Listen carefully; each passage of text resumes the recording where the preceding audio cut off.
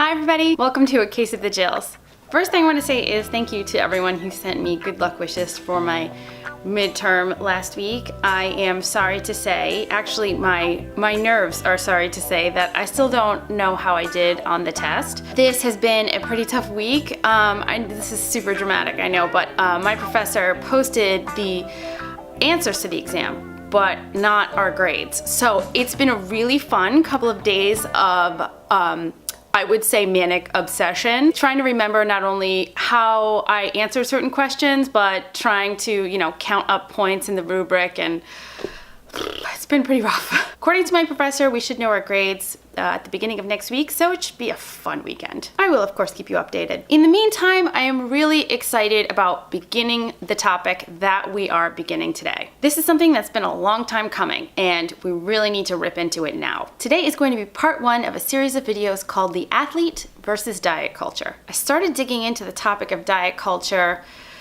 I would say probably about a year ago. I started to ask myself a lot of questions about how I ended up kind of going down the wrong, that's cute, Jill. How I ended up going down the wrong path with all of this stuff. The thing is, I'm a smart person. I know what it takes to be able to run the distances I was running, and I know what it takes to be able to fuel all that activity. So where was the disconnect? Like many of us, I was raised in a family of women that were constant dieters. I was bombarded with the same images that many of you were bombarded with when we were young. Skinny models, advertisements for diets. It was part of the culture probably even more back in the 80s than it is now. Mostly because people were not ashamed. They weren't veiling the diet message with other messages of purported health. Back then it was all about lose weight, get skinny, and be able to zip up those jeans. They were much more forthcoming with the actual message, and so in a way it was easier. Today, the diet message is so pervasive and so subversive, and it's behind so many things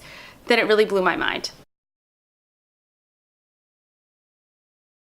I think this topic is integral to understanding where we are today. So let's break this down a little bit more. To understand the origins of how diet culture affected my life, I had to do some deep thinking. I was, when I began running, a size body that was culturally acceptable. Let's call it the Goldilocks body.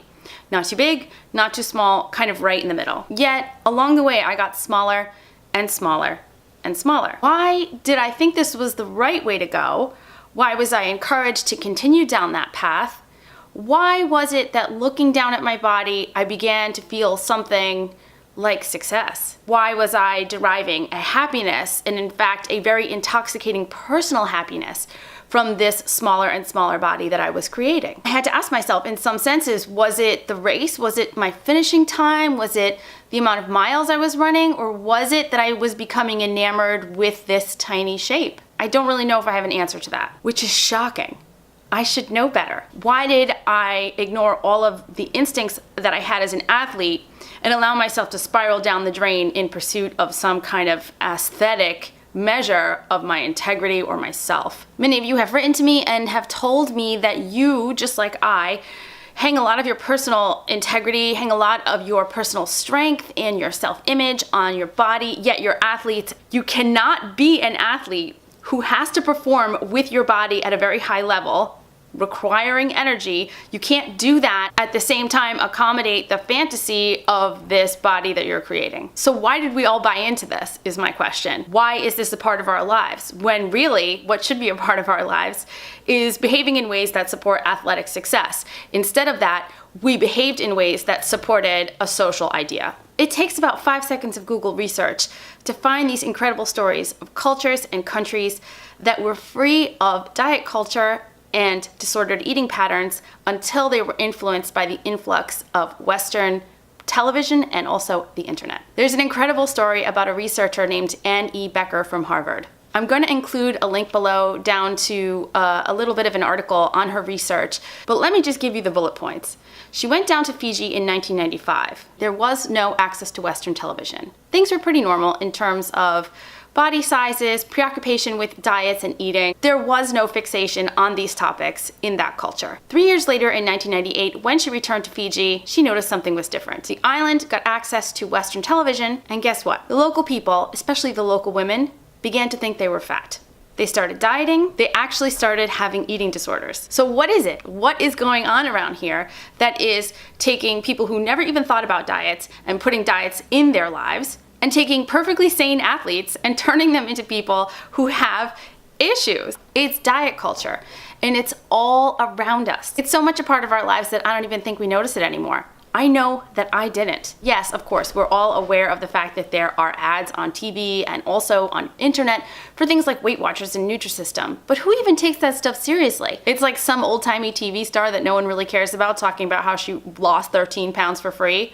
We don't care. And we think we're smart because we're not going to be had by that, right? But it's so much deeper than that. Of course, I consulted the experts to understand more about diet culture and in what ways we can see this in our society. Please do not flame me for any of this stuff. I am learning about it as well. I'm going to read to you some of the information that I discovered, and I'm going to link to the articles below. I know this is going to be a little bit scathing for some people to hear, but I also think it's very important to consider. Diet culture can be considered anything that requires counting, restriction, or in-depth monitoring of eating patterns. Any alteration to your natural hunger and fullness cues can be considered dieting. In fact, anything with a strict rule can be considered a diet as well. Anything not medically necessary.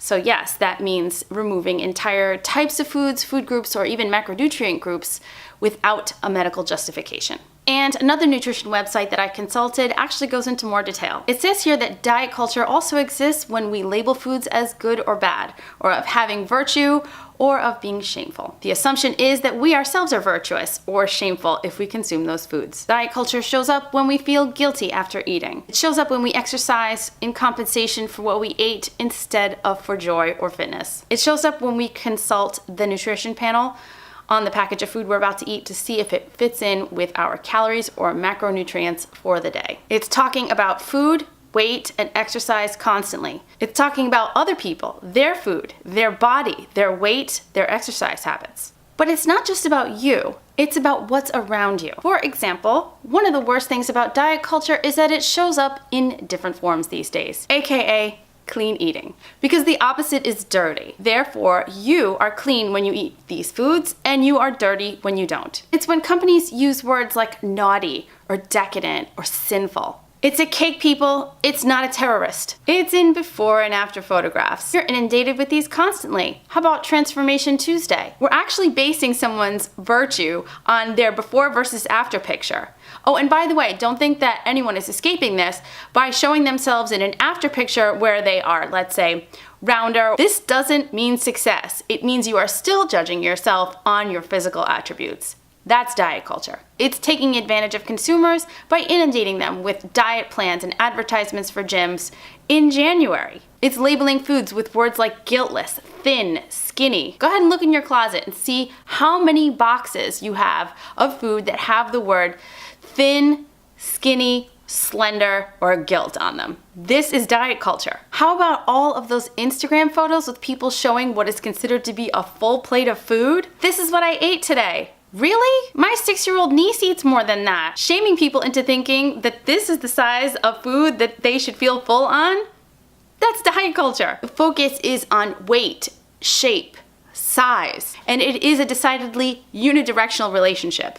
The thinner you are, the better you are, and the bigger you are, the more of a loser you are. And it's not just a better person. You are assigned virtues. You're so disciplined. You're so fit. You're so strong. Wow, you're a real woman. It is exemplary of all of these things. And so, of course, we want to be those things, so we feel as though the only way to attain that is through a certain type of body. This message is times a million for athletes. The lighter you are, the faster you're going to be as a runner. The more lean you are, the better you're going to be able to be at whatever your sport is, right? People have no problem saying to you, wow, you got fit this year, or wow, you're looking really lean. When you see depictions of people who are overweight or in larger bodies, or some people prefer the term fat, look at what the media is telling you. Even when we see them on TV, they're the funny person, they're the best friend, they're the unlovable one, they're the lazy one, or the slothful one, or the one who's dirty or unkempt or somehow unacceptable. So again, it's very clear. We get to know that fit, skinny, thin, virtuous, bigger, slovenly, messy, lazy, horrible. This is why I get hundreds of emails from girls telling me that they feel that if they gain weight, they are losing. Lest you think I am completely tone deaf, I understand that we are in the middle of an obesity epidemic in this country. But you go ahead and ask any larger bodied person, I'll use the word obese, if this type of shaming is effective, they're gonna give you a big no.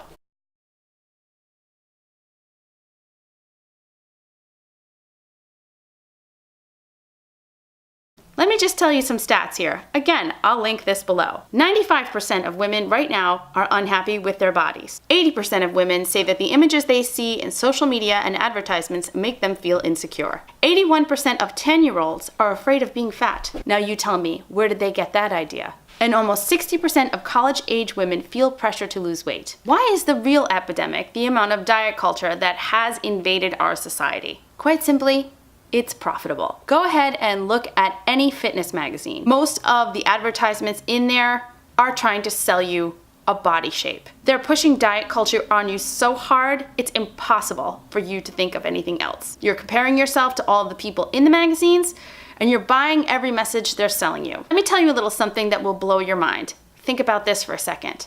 If you were truly satisfied with yourself on the inside and out, there would be no fitness magazines. They would cease to exist because they wouldn't be able to sell you the fantasy anymore. This about made me throw up when I thought about it. And then I have people say, no, but I have to work out because this is what makes me feel good about myself and it makes me feel that I have power. Who taught you that message? Who taught you that it's more important for you to have a six-pack because it exemplifies some type of discipline or dedication that you have? What taught us that a lean body is an example of success? We have attached ourselves to this so much that I know that many of you are gonna get upset with me for saying this. You're gonna say, I don't understand you, because you're gonna say, I need this because this is how I feel good about myself. Yet if you asked 20 people who know you what the best thing is about you, I guarantee you that not one of them will say, it's your body fat percentage. Sometimes I sit and think about what would I do with all of that time that I spent worrying about this stuff if I could have it back.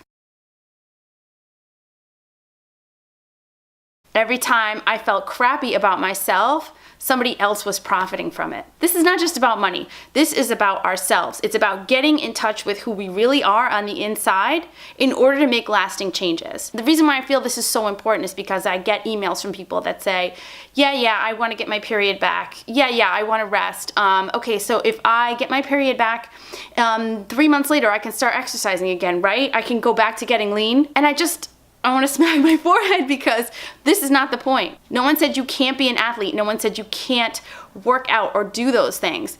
But what is your motivation? Is it joy, or is it all of this other stuff of diet culture and how it has perverted our minds to think that this is what we need in order to be a complete person? I promise you that you have everything you need to be a complete person, irrespective of what's going on from here down. I don't have any answers. I'm just asking us to think about it. I know that I got sick to my stomach just thinking about all the ways that diet culture has pervaded my life and all of the ways that it has altered my state of being. I am 100% certain that I judged not only myself but other people in the past before I was able to understand what my motivations were. I actually saw the world through a different light before, and I am not proud of that. Today, I don't even think about looking at someone's body and judging it. I certainly don't judge mine. The last thing I want to do is assign more importance to this, which is really a disease of thinking that a certain body equals a certain success, virtue, or perfection. It makes me sick to believe that I am being conditioned to not love myself because of what I see in the media, because somebody else is going to make more money when I don't. It makes me sick to think that this invaded and influenced my personality for a long time. I hope that you start to look around you and see ways that diet culture has invaded us. You're gonna find it in the darndest of places. I even saw that one of my favorite clothing companies now makes jeans that are supposed to be like lifting jeans. Like, even my jeans people, my jeans wanna make me skinny? Come on. Homework for the week is to take a look around you, find examples of diet culture in the messaging that you see, And please leave a comment below telling me about certain things that you saw that you were really shocked by. I think you're gonna see that there's more than you think. Next week, we're gonna talk more about how diet culture affects athletes specifically. We're also gonna talk about ways to take that diet culture and completely turn it on its head and continue to make good decisions to support our sport. It's important that we recognize this stuff because longevity relies on proper nutrition. There is no option. I want you to be informed consumers.